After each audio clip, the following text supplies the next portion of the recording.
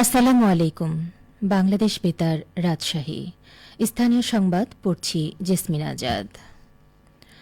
আজ বাংলাদেশ জাতীয়তাবাদী দল বিএনপির ৪৭তম প্রতিষ্ঠাবার্ষিকী। ১৯৭৮ সালের ১ সেপ্টেম্বর তৎকালীন রাষ্ট্রপতি জিয়াউর রহমান বিএনপি প্রতিষ্ঠা করেন। দিবসটি উপলক্ষে দিনব্যাপী নানা কর্মসূচি হাতে নিয়েছে দলটি। নেতাকর্মীদের মাঝে বইছে উৎসবের আমেজ। দলীয় ব্যানার ও ফেস্টুনে ছেয়ে গেছে রাজশাহী নগরী সহ ৯টি উপজেলার গুরুত্বপূর্ণ মোড় ও সড়কের ধারসহ অলিগলি।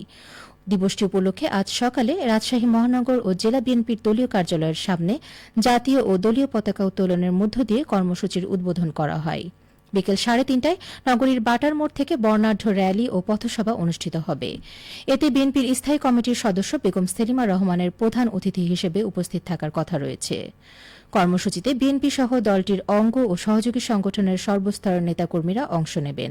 এছাড়াও দলীয় কার্যালয়ে রাতে আলোকসজ্জিতকরণ ও দিনব্যাপী বিএনপির প্রতিষ্ঠাতা শহীদ জিয়াউর রহমানের ভাষণ প্রচার করা হবে।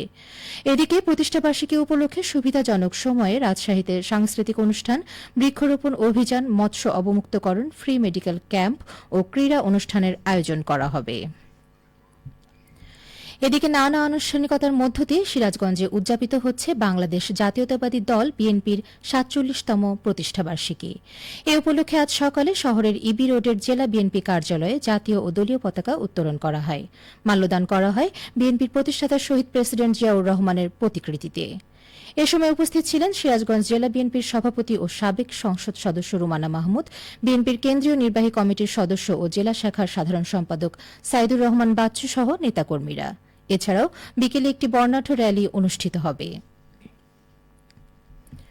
আগামী ২৫ সেপ্টেম্বর রাকসু নির্বাচন অনুষ্ঠিত হবে বলে জানিয়েছেন রাকসুর কোষাধ্যক্ষ সেতাউর রহমান। তিনি আরও বলেন, নির্বাচনে প্রথম বর্ষের শিক্ষার্থীরা অংশগ্রহণ করতে পারবে কিনা সে বিষয়ে আলোচনার পর সিদ্ধান্ত জানানো হবে।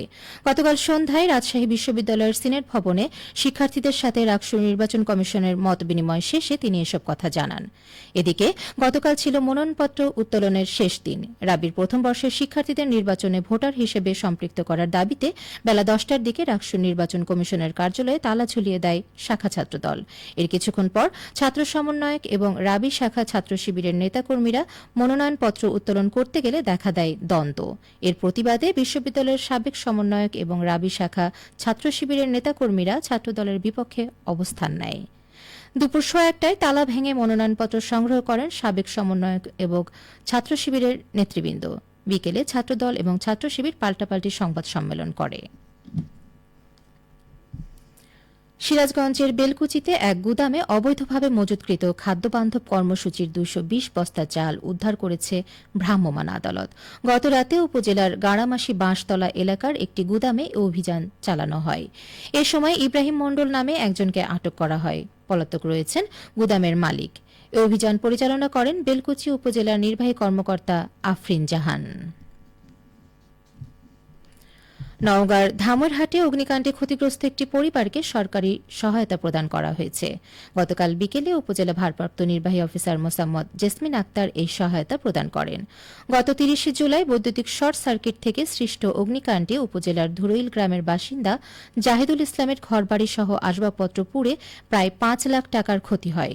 ক্ষতিগ্রস্ত জাহিদুলকে ২ বান্ডিল টিন, ৬,০০০ টাকা ও খাদ্য সামগ্রী দেওয়া হয়েছে। সবশেষে আবহাওয়া। আজ দুপুর ১২টায় রাজশাহীতে তাপমাত্রা ছিল ৩৪.৪ ডিগ্রি সেলসিয়াস। এ সময় বাতাসের আপেক্ষিক আর্দ্রতার পরিমাণ ৫৯%। রাজশাহী ও পার্শ্ববর্তী এলাকায় আজ সূর্যাস্ত সন্ধ্যে ৬টা ২৩ মিনিটে। সংবাদ শেষ হল। আমাদের পরবর্তী সংবাদ দুপুর ২টা ৫ মিনিটে।